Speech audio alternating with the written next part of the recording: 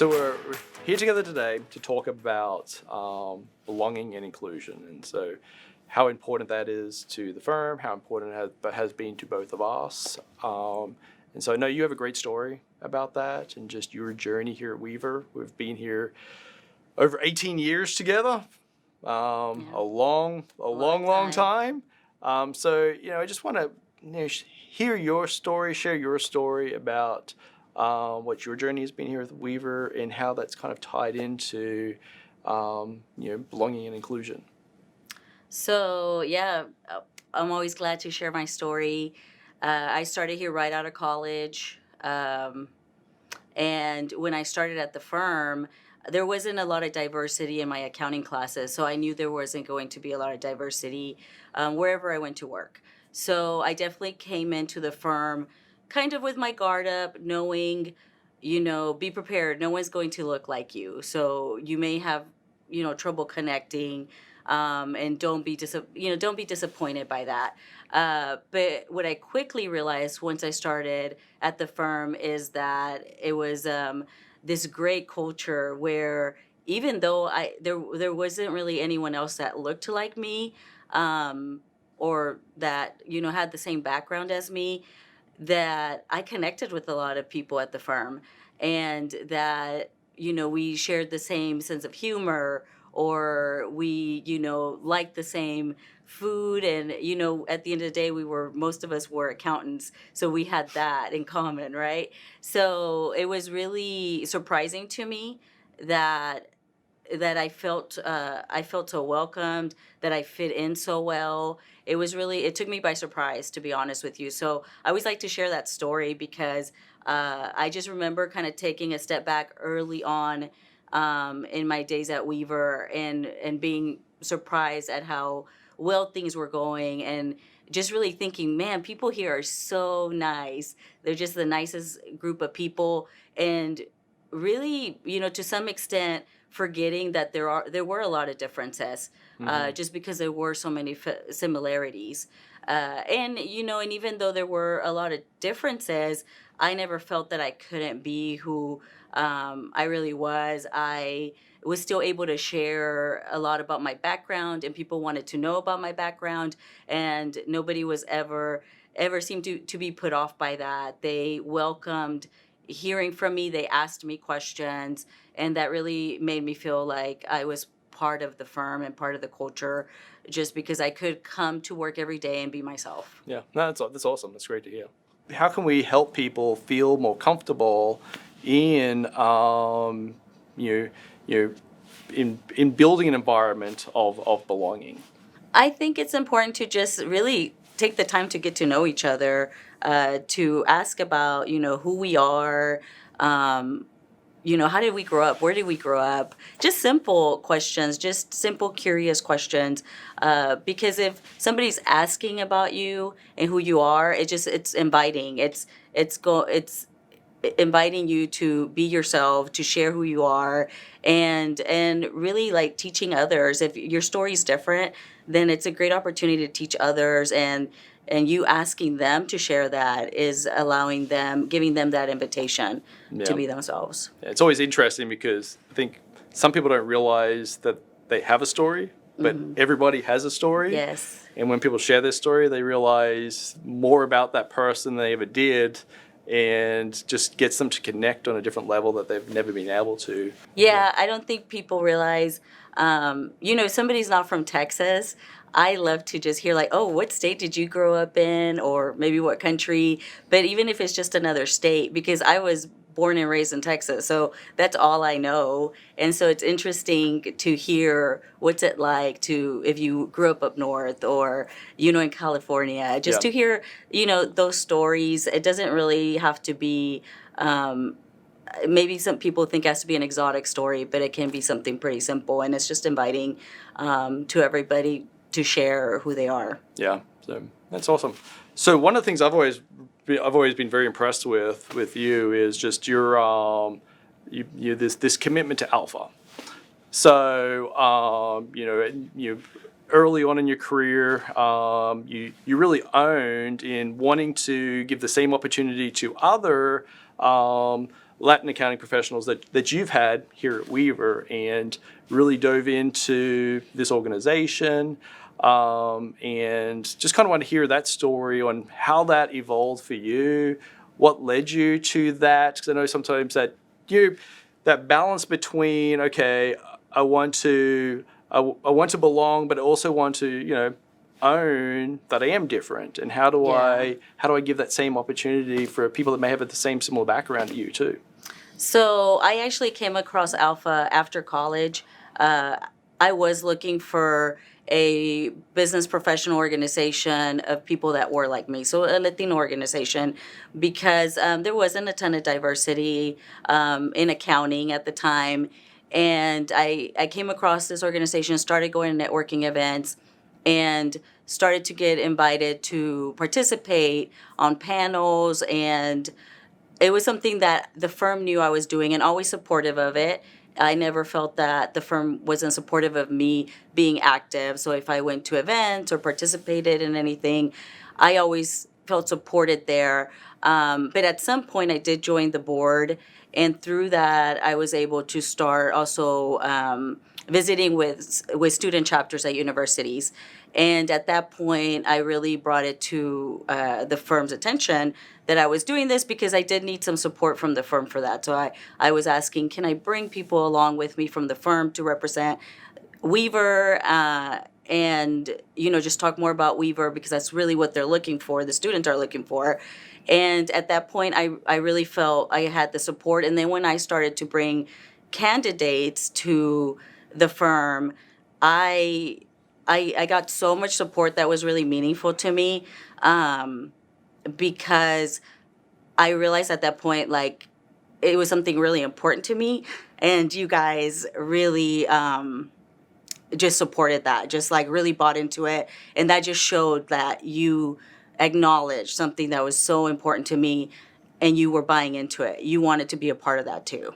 Well, what's interesting about that is and I think people really have the perspective of too is, I mean, especially here in Dallas, Order, there's a large group of our employee base that came through Alpha, that are outstanding professionals that very likely would have never been here at Weaver because, other than your commitment to Alpha and engaging in that group then too. So I remember when I first started recruiting through Alpha, and just how much the firm trusted that I was bringing good candidates, and just like from knowing throughout the years that I had been involved in this organization, y'all really trusted what I was doing with the organization, and that really meant a lot to me.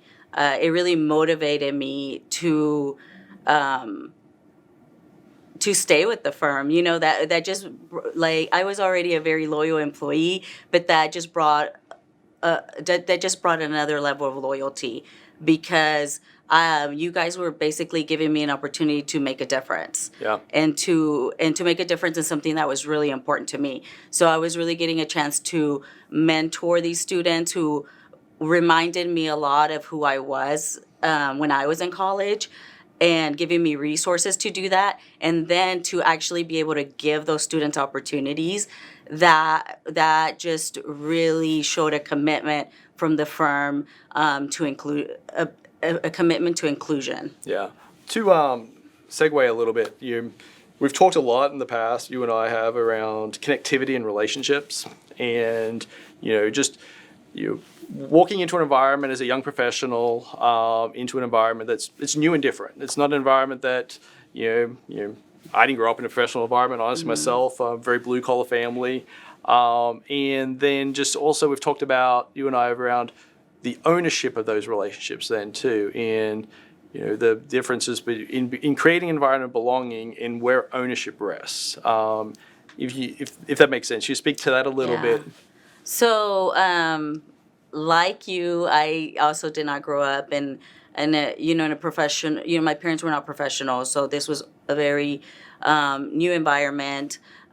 So it was something of just getting to know people and kind of figuring out, like, who you connect with the most. And I do I felt like I had to do my part in that as well, because I could have come in and at the surface, it looks like I'm not like anybody else. I'm Latina. I am, first generation.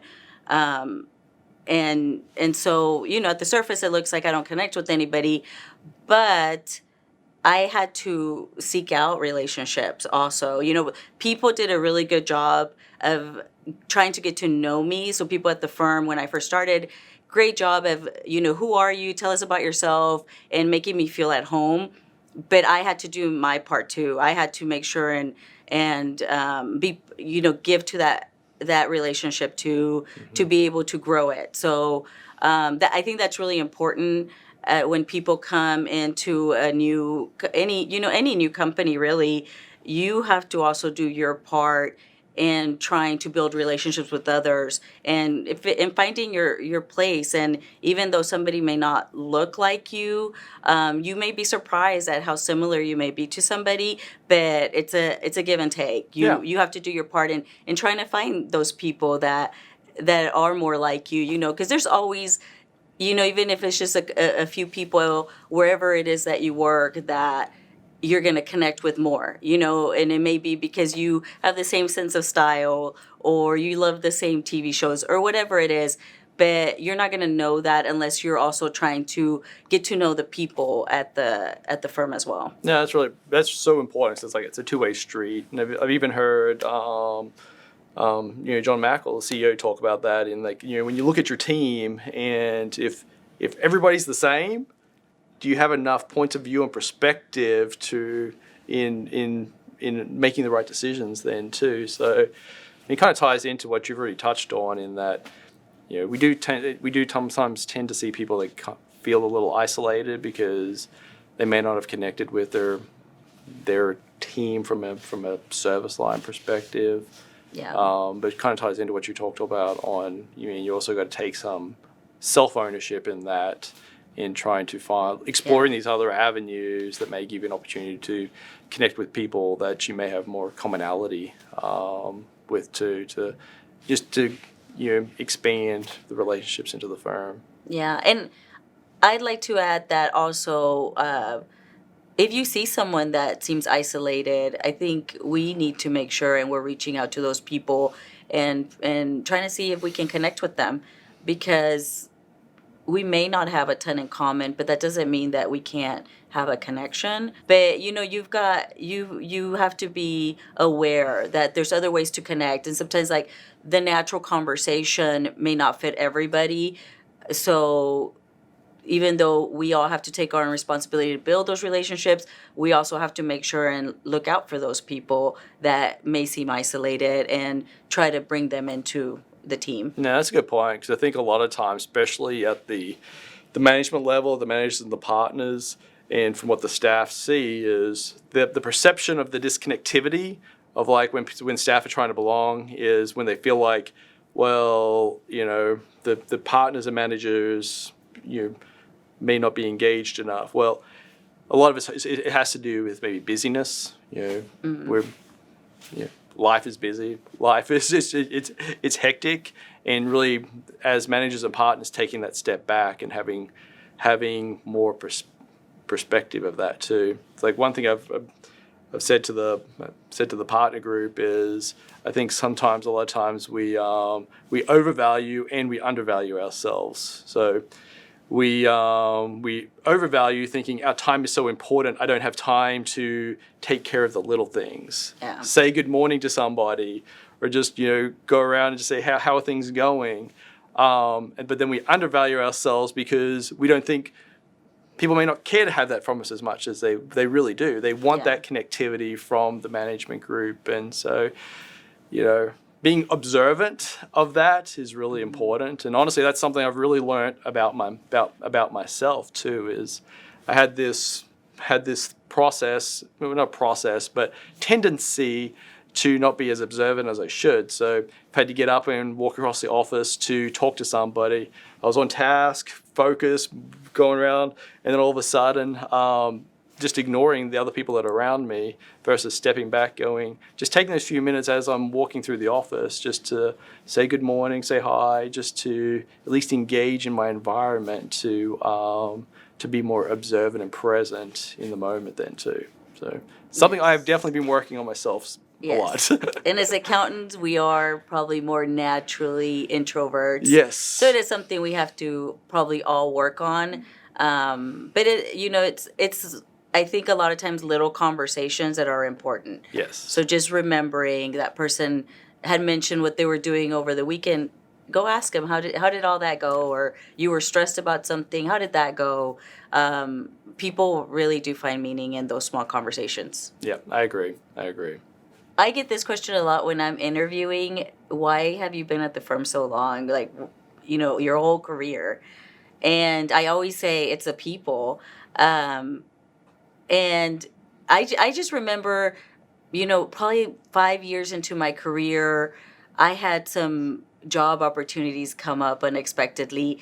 And I remember thinking, I can't leave. Like, I love the people here. I don't want to disappoint them, because I had gotten so attached to the people at the firm because I really felt like everyone cared for me. Like, they actually cared for my career. They wanted to make sure that I had a good career, and it wasn't just I'm here doing a job.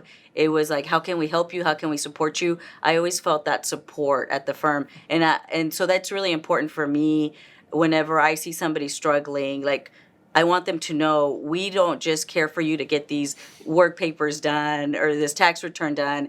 We want to know how we can support your career. How can we make sure that you're successful? Because if you're not successful, then I'm not successful. And just for people to know that. No, that's important, because the thing that we do probably tend to always see when somebody does leave the firm is why they leave. I mean, they didn't feel supported. And it probably, as much as to me, it's really about that connectivity. Or when somebody is struggling professionally, like they're struggling on their engagement, struggling to get the work done. Is it the work, or is there something else? And I think we've done this long enough to realize it's really something else. There's really something else that in that connectivity and being able to connect with people and have those open, honest discussions, you're going to get more to the root of what's going on. So that way we can help them. We can work through the issue to help everybody be, a better professional, better person, just feel more balance in their life then too. Yeah, and I think if we, from the start of people's careers, show them that we're here to support their career, and really we don't have success unless they do. Yep. Then that will give them the trust to come to us when they are struggling, and maybe it's work struggles, or maybe it's just general life struggles. But hopefully, they'll trust us enough to bring that to us so we can work through it. Yep. And that trust takes time, and that's where it's important on us. We have to invest in those relationships, because somebody's not going to be open and honest with us if we're only, the time we're engaging with them is when issues are occurring then too. So yes, it takes a lot of investment on our end then too. Yeah, and just to really think about, we're together so much, right? We're together at least 8 hours a day. So if you're coming to work and you're not connecting with people, or just having, just being able to really be yourself and being able to share during that time, that can get pretty lonely. So it's just really important that we are having those conversations and going around the office and making sure we are talking to people and getting to know people. Yeah, and it's not easy. I mean, in all honesty, it's not easy when you see somebody that's struggling. We are accountants. Yeah. So most accountants tend to have more introverted tendencies, and so it isn't comfortable at times. But the deeper relationships that we have with people, the more comfortable those just general conversations are. Yeah. And hopefully then people are more open to share them on a more proactive basis then too. Yeah. And if you have gotten to know someone and then they're struggling, there's just, this is not going to be a business transaction. This is going to Yeah. be something personal. Yeah. It's somebody that you know pretty well now. And so, yes, I want to help that person. I know that person. So even if we do tend to be non-confrontational and introverts, wanting to help somebody that you've connected with is much easier. Yeah, it's a good perspective, because if you don't really know somebody, you really don't know if they're struggling. Mm-hmm. Yeah, because That's true. if you don't really know them, you don't know what their normal tendencies versus when they're struggling is, and so at that point in time, we're just all assuming anyway. Yeah. So yeah, that's true. That's a good point. No, I mean, I think clients aren't really that different from our in our own interactions together too. So the more that we get to know our clients and on who they are and who they are as people, is going to give us the opportunity to connect with them more. And so when we have to have those difficult conversations, it's easier to have a difficult conversation with somebody you have a connection with than somebody that you don't. And I think we've all felt that on both sides. Yeah. We have to have a difficult conversation with a client that I'm connected with. It's very open and honest, and just more free flowing. And when you're not, it's tough. I'll say that I took a lot of the same approach to clients as I did with my team, of just like really trying to get to know my clients pretty well, just because it would make my life easier. To be honest with you, it was easier to get information from the clients if we had a better relationship, if we had somehow connected, if I knew that they were going through a rough week, then I, knew, hey, this week, maybe we won't be able to get what we need. But it just made it a lot easier to have a better understanding with the client.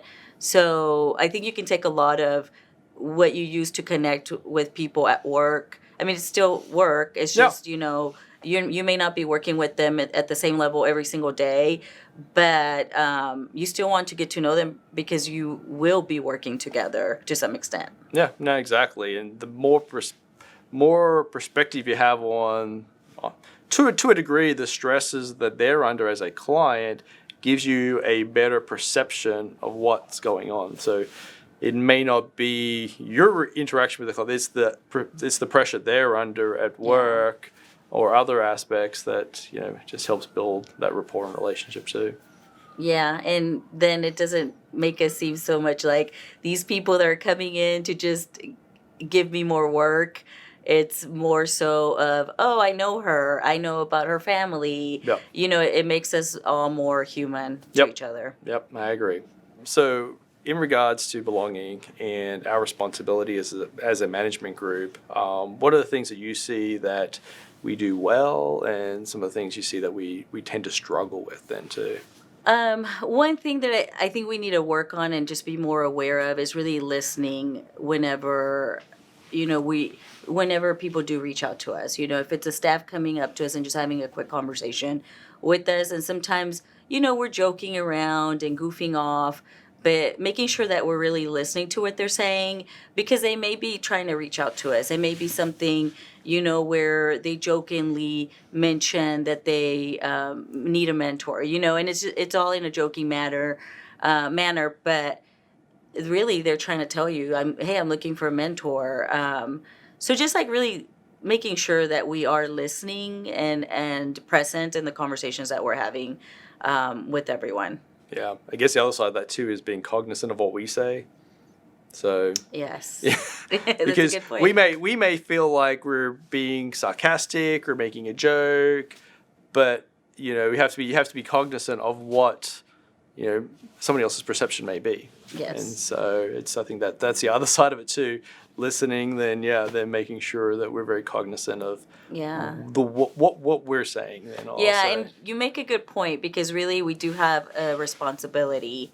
So just making sure that we, that people are paying attention to us and listening to us, and that carries weight, and there is a responsibility in what we're saying and what we're representing to them. Yeah. So you ran the Inspire Summit last year, and so diversity inclusion has been, from the time you first joined Weaver up to today, has continued to be, very, very important to you. So, how do you look at diversity inclusion today? Like when you look back and going, okay, it really wasn't defined as much back in 18 years ago in building it, building, belonging, diversity, inclusion, like it is today. But it seems like it's always been top of mind to you. So how is your thought process around that evolved over the last 18 years? I think starting out, I don't feel like there was diversity, but there was inclusion. So I've always looked at it as diversity and inclusion, and like, a lot of times people see it. One of the things I hear a lot is people saying, well, no one looks like me. No one looks like me. But like I said earlier, no one looked like me, but I felt included. Yeah. So the way I think about it now more so is really not diversity, but just really inclusion. Because you don't have to look, there may not be somebody that looks like you, but that doesn't mean you can't be part of the team. And you can't bring your ideas, and you can't be successful.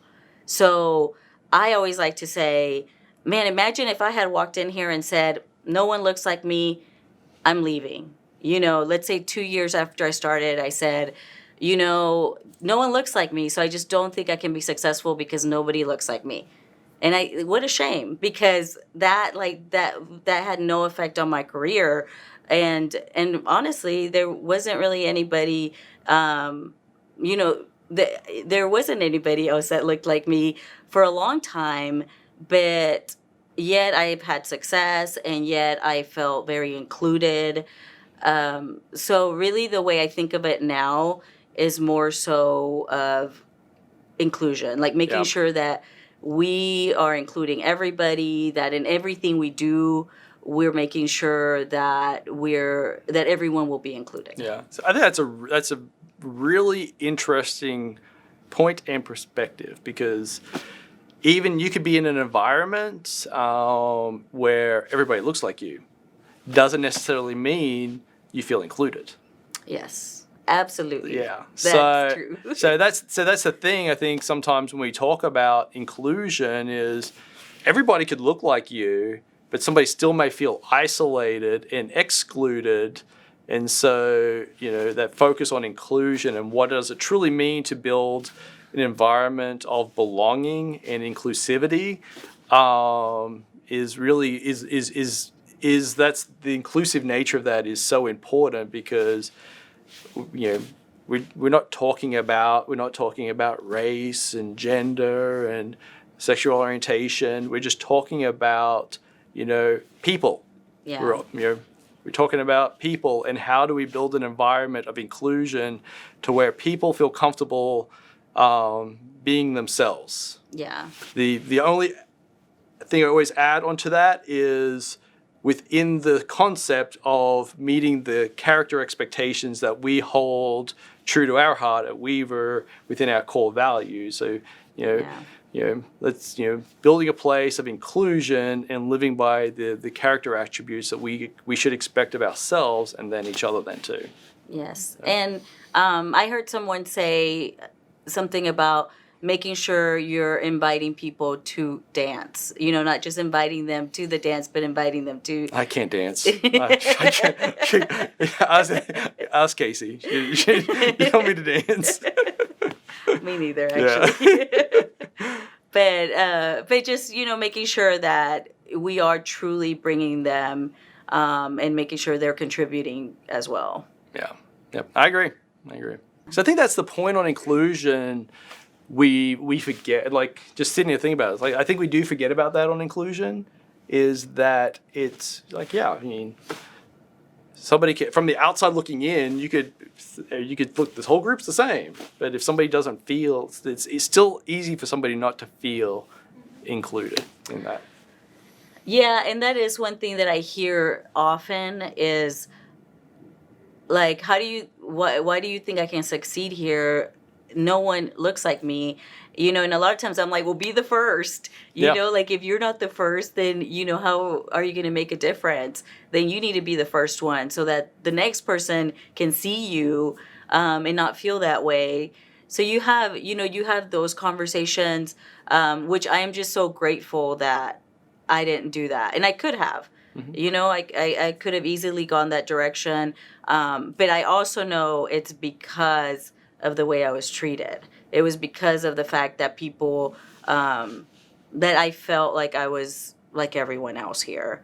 Yeah, and every aspect of that is, as much as anything, is you owning that. Yeah. So you owning building that connectivity, you owning where you are in your career and what you need to do to give yourself the best opportunity to excel in those different roles, and feeling comfortable and building, reaching out and getting the mentoring, getting the engagement to help you be successful within that too. And so, that's what I think really is what's really important. What you speak to is, as much as anything, it is our responsibility as management, but as a young professional coming up through the firm is, your own personal ownership of that then too.